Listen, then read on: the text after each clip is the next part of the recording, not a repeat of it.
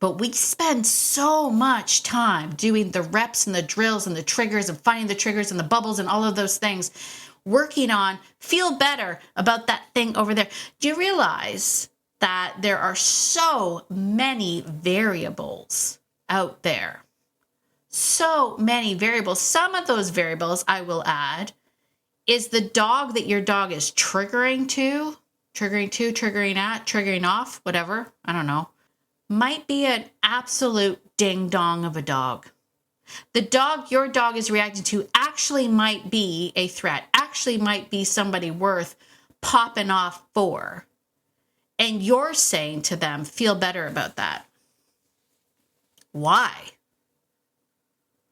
Why should you feel better? Why would your dog feel better about that? Yes, today on the podcast, we are tackling a very big question. Why doing less feels so wrong when you have a reactive dog? This is a juicy one. Let's get into it. Ready to have a calm and peaceful life with your dog without the stress of those fear-based behaviors? Hi, I'm Tracy, and I've been there, overwhelmed by all the conflicting dog training advice and unsure of what to do next. But now I help dog lovers like you simplify your life with your dog by building confidence naturally, fostering trust, and addressing those fear-based challenges. So, if you're ready, stop chopping those chicken wieners and let's get to it.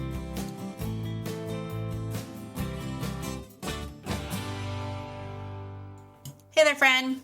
Have you ever had that dog that didn't like, I don't know, blank, fill in the blank, didn't like other dogs, didn't like cats. Maybe it's strangers.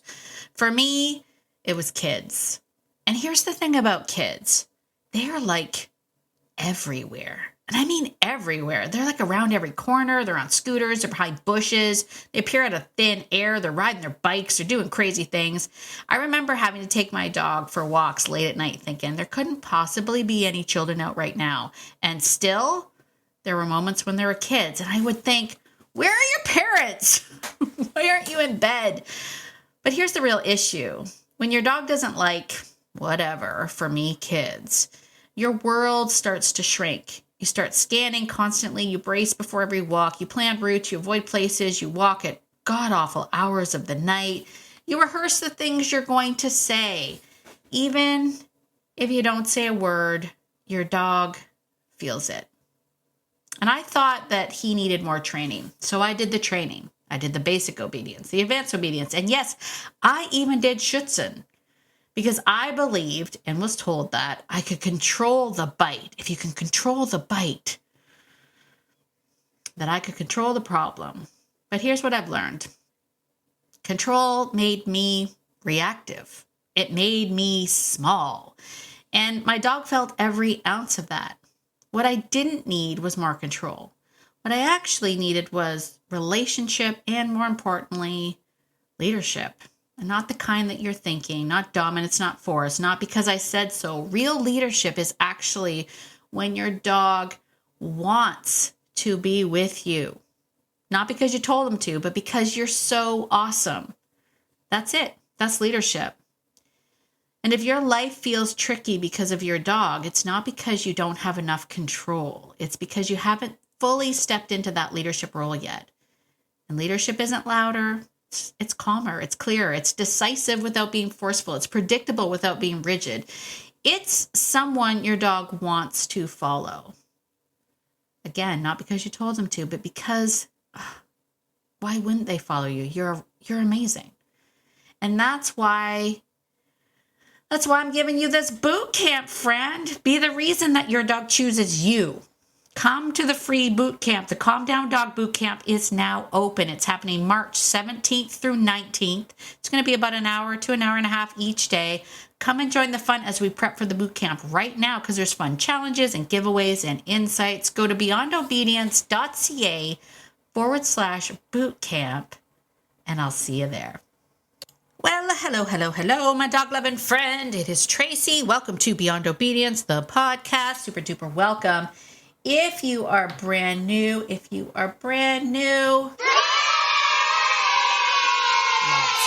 yes, friend, cheers all around for you. Super duper happy that you are here with us today. The whole goal is to reach more and more people that want to find a way to live.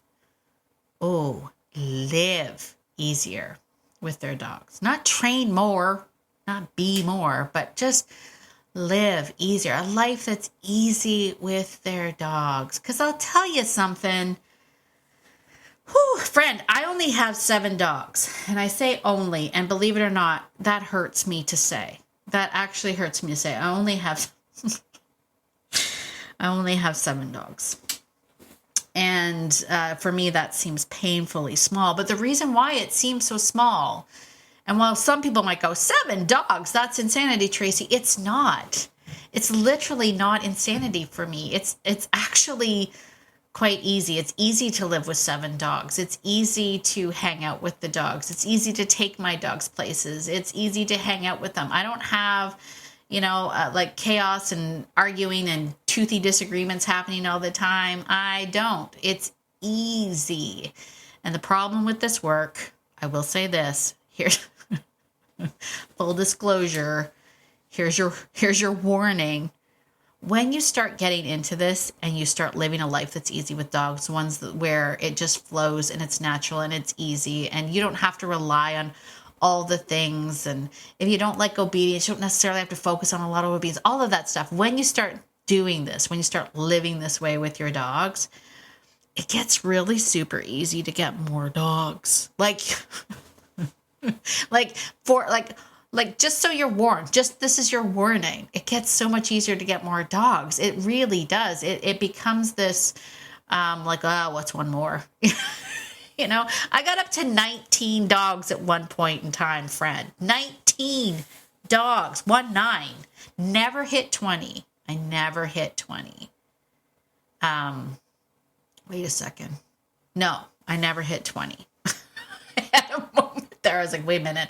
There was that time that I had after my father passed, I ended up with my parents' 2 dogs, but I didn't have 19 at the time. So no, it was still under 20. The point is I got up to 19 dogs and it still felt easy. Now, granted, back then I had my full Beyond Obedience brick and mortar business back then. So I had a facility. Not all dogs lived in the house. We rotated the dogs in. A lot of dogs love to stay out in the kennel with the other dogs. They got to be in the daycare groups every day. They got to go on pack walks every day. So yeah, it wasn't that I had like 19 dogs in my house, but for reals, it was just easy. We rotated them in and out all the time. Like sometimes there was 7 dogs in our house. Sometimes there was 10. Sometimes there was only 4. We were like, where are all the other dogs at? We're like, oh, we forgot them. We'll get them tomorrow. Anyway, my point is, once you get this, it gets easier. It gets easier. And so this is my warning to you. It's my warning to you, friend. All right, let's get into it. What are we talking about today? Oh, we are going to be talking about why doing less feels so wrong, especially when you have a reactive or a fearful dog. Because if you've been following along, if you haven't heard, the boot camp is happening right now. We're currently doing the reset. And inside that reset, I'm literally like, let's do less. Stop doing all the things. Let's do less. And you're going to find that after you go through this boot camp, you're going to be like, things are a lot calmer. And when we calm down, everything calms down. But there's this internal struggle. At least there is with me. Because let me just say too, I'm going to go in 2 different directions here. Because admittingly, I'm a person that has a hard time relaxing. I am a person that's like, go, go, go, do, sort of a thing. You can ask my husband. My husband's like, why can't you just sit down? Like, you suck at sitting down. And I'm like, I know. I know. But at the same time, I also hate, and I mean hate, the word hustle. Hustle. I hate the word hustle. I first heard this because I used to be like very heavy in the personal development world. And if you follow some of those personal development gurus like Gary Vee, I think Gary Vee was probably the first one that I heard it from. His vibe was like hustle, hustle, hustle, sleep when you're dead kind of a thing, right? And I remember hearing that, and my kids were still really young at the time. And it was back when I had the brick and mortar business and I was trying to make a success of that and all this stuff, but I still had young kids. And there was just the way that he said it was like, if you're not utilizing the time between 10 and 2 a.m. to work on your business, like you're not utilizing your time. And my first thought was, and no disrespect, but I thought that's a very man-like thing to say, like push harder, grind, outwork everyone else, right? And for me as a mom, I was like, I don't really want to hustle through my kids' childhood. That like sleep when you're dead. I didn't want to do that. I didn't want to be hustle. I didn't want to hustle. I actually wanted to be present. I remember when my daughter was born, 22 years ago, I remember my grandmother saying to me to cherish every last second of every moment with her when she was a baby. Like, she's like, it'll go by before you know it, and you'll want to make sure. And I'm so glad that she told me that, because I really did try to embrace that. I really did try to slow down. And I did for the first year, and then life, and then you get caught up in it again, right? But anyway, my whole point was this. I didn't want to hustle. I don't like hustling. I wanted to be present, right? I wanted to be there. I wanted to take in everything. So what does that have to do with our dogs, right?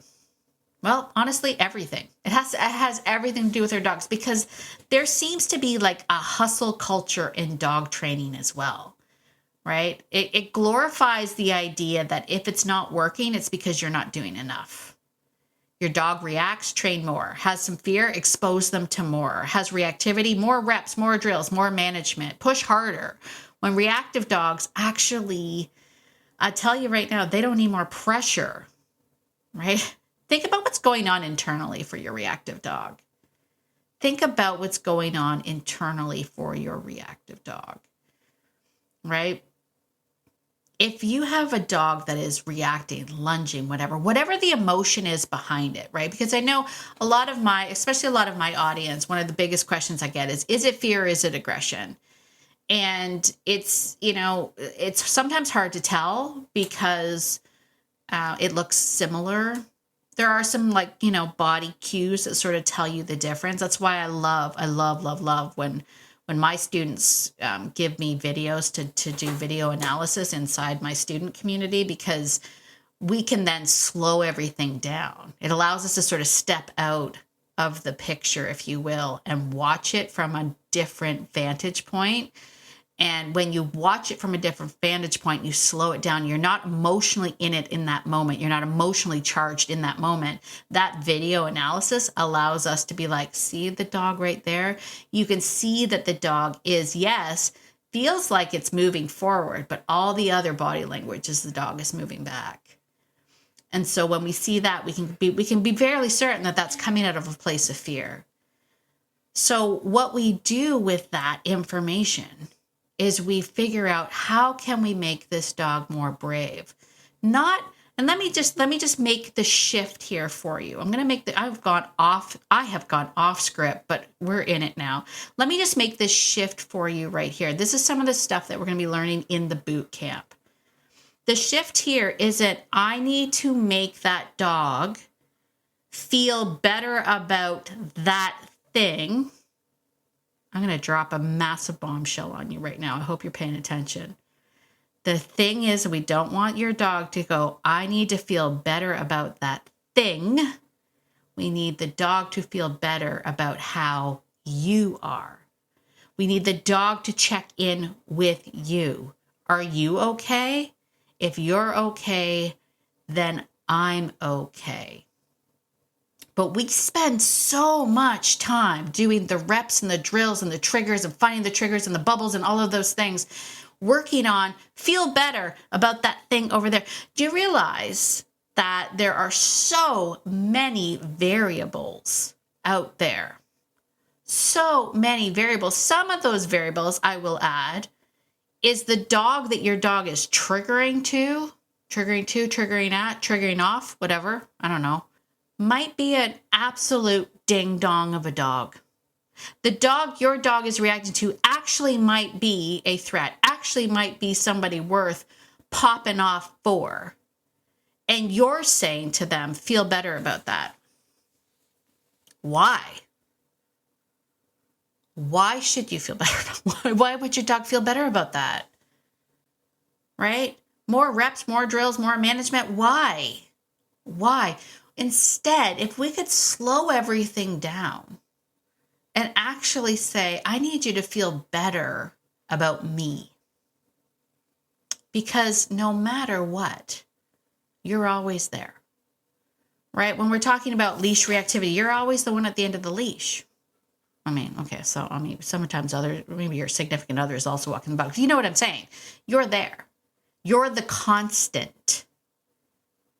So rather trying to make him feel better about all the variables in the world, what if we focused on feeling better about me and my ability, right? Rather than more reps, more drills, more management, push harder. What if we just gave them more clarity? What if we quieted everything down? Because remember what we said, clarity doesn't come from the noise. It comes from the quiet. It comes from slowing down. It comes from maybe moving away, getting quiet, and feeling better about me. I'll tell you a little quick story that just recently happened inside the student community. I shared a video of my dogs, and we still have, full disclosure, we still have two separate packs, but they eat together, they walk together, they play together. They just don't sleep together. And that's honestly just because the house isn't big enough. Right? Like at some point in time, you're like, not everyone can sleep in the same area. But because of that, I technically have two packs. If you are someone, I will say this, I'm going to put this out there. If you are someone that has multiple dogs and you're constantly wondering about, multiple dogs and canine conversations and toothy disagreements and all that stuff, I'm going to challenge you to not only come to the boot camp, but definitely join me inside the student program. Join the Fearless Framework because, as I say, I'm sharing a lot of this stuff. If you want some insight on how dogs communicate with one another, come on in. So I digress. The point is, I shared this video because one of the dogs that normally doesn't stay upstairs with us at nighttime decided to jump up on the couch. And I was like, well, that's unusual. He normally doesn't do that. How interesting. So I was sitting on the couch. So I quickly grabbed my phone and I start recording. And I was just about to say, I don't think he's doing this to be possessive. I think he's doing it because he just wants connection. He's like, I'm going to cuddle up on the couch with Tracy. And spoiler alert, I was wrong. I was wrong. So my young dog Gunther came over and the dog that was on the couch started growling. Classic, right? Classic. How many of you have experienced something like that? Anyway, I start recording it and I'm like, this is very, very interesting. And the reason why I'm bringing it up here is because the comments that I got that I didn't really think about, but the comments that I got from the members, the student community, and from the members inside the Fearless Framework was, oh my gosh, I would have freaked out. Like, I can't believe you just stayed calm. I would have freaked out and made that way worse if my dog started growling like that. And I realized sort of that this is the stuff that we need to focus on, this idea of, immediately not being reactive to the situation, but having the ability to see the situation for what it is and then respond to it. Okay. And then that clarity that comes from that. So sometimes slowing down, moving away, getting quiet, and working on, how do you feel about me? Like, how do you feel about me? That's what I want to work on. So here's the real tricky part. This is the reason why doing less sometimes feels wrong. When I say do less, some of you are probably going to go, yes, I love that. I've done a lot. I'm tired. I'm exhausted. I don't want to do that. And then 5 minutes later, you think, wait, how do I do less? Because doing less can feel irresponsible or lazy. That's me. I'm like, oh my gosh, I'm being so lazy right now. I have so much to do. I can't believe I'm sitting here. Self-care. Ugh, who needs it? Like, that's what I'm at. But it also might feel like you're giving up. Or you might feel like doing less means I'm going to lose the ground that I've gained so far. Like we've come so far, and I don't want to lose the ground that I've already made. But I'm going to be honest, because I've mentioned this before. I'm not good at doing less. I'm wired to do, to move, to fix, to produce, all this stuff. Like I don't relax well. And if I'm being honest, it's exhausting. But when you try to relax, but your brain is still hustling, you're not actually resting. That's what happens. So when I say doing less feels wrong, for me, it feels like I'm not doing enough. It feels like I'm failing, or it feels like, ugh, and this is going to hit. It feels like I'm not enough. Oh gosh, why did this become a therapy session? I just literally walked into my own therapy session. I'm just talking out loud. Gosh. Oh, okay. Now I got to take a moment. So let me just reframe though. Give me a second. I need a drink. As I reflect back on my own life. Welcome to my therapy session. That's why I love this podcast. Look at how much therapy I get. Just me talking things through and then going, oh, no. Anyway, what doing less actually means. Let's get some clarity around what I mean when I say doing less. Okay, because it doesn't actually mean ignoring the behavior. Okay, I'm not saying ignore the behavior. Notice when I said there was a dog that was lying on my lap and he growled at the other dog. I didn't ignore it.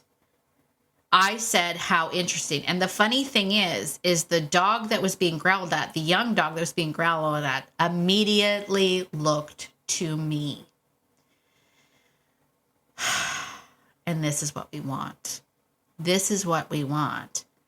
And then he gets feedback from me. While it looked like I did nothing, I actually did a lot. Because I didn't freak out about the fact that the dog was growling. By me going, how interesting, and looking at this dog that's growling, my other dog looked at me and went, well, she's not freaking out. So he instead, and it was funny, I'm going to watch it again, actually, now that I'm saying these things out loud. But he looked inquisitive, because now he was like, why are you growling at me? Like he was trying to figure it out as well. And because he didn't see me panic and go, well, this is bad, and then his energy level goes up, it would have escalated that whole event series to a whole new level. But because I went, how interesting, I was wrong. I didn't think he was doing it that way. It literally kept everything down. Now, caution, don't miss this. I'm not saying that you should do this. I'm saying I've gotten to a point now, because I focus a lot on my dogs reading how I feel, I can utilize my actual emotional response to things does influence them, because I've trained my dogs, I say in quotations, to look to me for feedback. Look to me for how I feel about it. And if I feel okay with it, they're going to feel okay with it. If you haven't gotten there yet, if you haven't gone through my 3-step system for building trust that we talk about inside the Fearless Family, if you haven't gone through all of that yet and know where you sort of stand with that, please don't do this. I don't want you to be like, oh gosh, let's see how this works out. Don't do that. That's not the same. Okay, so it doesn't mean ignoring the behavior, and it doesn't mean lowering your standards either. And it doesn't mean letting chaos unfold. It does mean that we're going to observe more. I interrupt way less. We create space, we slow down, and we stop narrating every moment. We stop micromanaging every moment. We start being present. And for many of us dog owners, that feels terrifying. Because if you're not doing something constantly, you feel out of control. But over-managing keeps both your nervous system and the dog's nervous system very activated. When you're braced, your dog reads that. When you're anticipating, your dog reads that. But Like when you simplify all these things, you stop feeling every silence.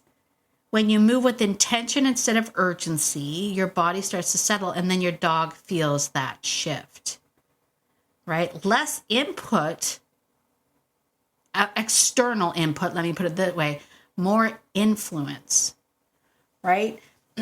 I mentioned in the video when I was doing the narrating of what I was doing at the time through these canine conversations, one of the things I did say was, I often talk about this idea that, we need to be decisive, but decisiveness doesn't mean I have to do something. I can just be decisive in my intent without doing anything at all. I can decide that I'm okay with this behavior so that when my dog looks to me and is like, are you freaking out by this?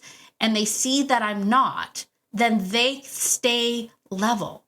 They don't escalate the behavior, right? When you stay settled, your dog feels that shift. Okay? I don't know where I am with all of that. Listen, it takes time.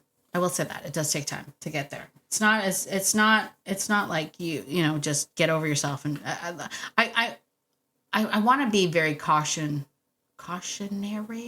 No, is that the word? Doesn't matter. I want to caution you again that I really don't want you to just be like, my dog is growling, so I'm just going to sit back and see how this unfolds. That is not what I'm saying. One of the reasons why I was able to stay so calm was because I know this dog very well. I've worked so hard with this dog. If you haven't heard the story of Levi, Levi was my fearful, almost feral dog. And so we have an incredible bond of trust and an incredible bond of understanding. But I'm also raising that German Shepherd, so I've been working a lot with him. So the two of them, you can actually see it in there. Even after Levi does his little growl, he looks back at me like, is that okay? I'm telling that dog off. Like, how did you feel about it? There's a lot of checking in with me. And so that's what they're looking for. And that's what I want you to focus on. Rather than teaching your dog, don't react to all the things out there. I want them to instead check in with me. Ask me how I feel about it. And if I'm okay about it, I'm okay about it. Because trust me, there are times when I'm like, I'm not okay with it. Trust me, I've been out on a walk before and I've been like, oh, darn, that dog does not look friendly. Right? That dog does not look friendly. And my dogs probably feel that at that time. They'll feel it. Usually, it's going to hurt me to say this, but usually that was when Nigel would move in between. I don't have Nigel anymore. But that would be when Nigel would move in between. Because Nigel has this presence and whatnot. And let's like Nigel be like, she doesn't got it right now. I got to move in. And I would let him because he was much better with dogs than I was. Especially aggressive dogs. But anyway, I digress. The point is, we want them to check in with you, but you need to be steady. You need to be decisive, right? You need to do that, but that doesn't mean hustling and doing and doing and doing and doing and doing and moving and this and that and distracting and throwing treats and stepping forward, stepping back, doing all. Sometimes it's literally just you deciding, I got this. It's fine. You're good. That's all it takes. So if this kind of stuff resonates with you, let me just close this out now because I feel like I've gone on forever. If this resonates with you, if you're exhausted from constantly managing and you feel like you're always on, then I'm telling you right now, if you're hearing this on a replay and it's past March and I'm sorry you've missed it. But if it's still time, there's still time. We have our boot camp coming up. March 17th, 18th, and 19th. 3-day boot camp. It's about an hour and a half each day. It's like a reset. So come to join us inside the Calm Down Dog Boot Camp, where we are going to teach you all about, how to break the fear cycle, how we build how we just rebuild trust, how we build retrust. how we rebuild trust, how we strengthen our decisiveness, how we shift from hustle to leadership. Right? It's not louder, it's clearer. So that boot camp's running March 17th through 19th. It's absolutely free. It's designed to help you stop shrinking your world. Start enjoying your dog today. Make everything easier. Head on over to beyondobedience.ca/bootcamp. Sign up. You'll be glad you did. Hang out with me. Hang out with me. It's fun. It's on Zoom, by the way. It's on Zoom. So we get to actually hang out. I get to see people. Please try to show up live too. I mean, there'll be replays, but show up live because, again, podcasting can feel lonely. I'm sitting in a room by myself. I want to see your beautiful face inside that Zoom room. Come and join us, but also join the boot camp right now because we're starting the reset, the challenges right now. It's going to be fun. And also, spoiler alert, Paisley and I are designing merch. Beyond Obedience merch. We're giving that away at the boot camp. We haven't figured out all the details yet, but we're giving away merch. It's going to be so much fun. So much fun happening in this boot camp. Get in there. Get in there. If for nothing else, for the free t-shirt you might win. All right. I'll see you in the boot camp. I hope you enjoyed this, my friend. Listen, if you like this kind of stuff, be sure to leave me a 5-star written review on Apple Podcast. Really helps push Chat Podcast out to more and more people. If you're on Spotify, leave me a comment. Rate me over there. All of that helps. All of that helps. Share this with a friend. Do all of the things. And as always, get out there, my dog-loving friend, and be the person that your dog thinks you are. Because your dog thinks that you're amazing. And so do I. Have a fantastic day, and I will see you in the next episode. Bye for now.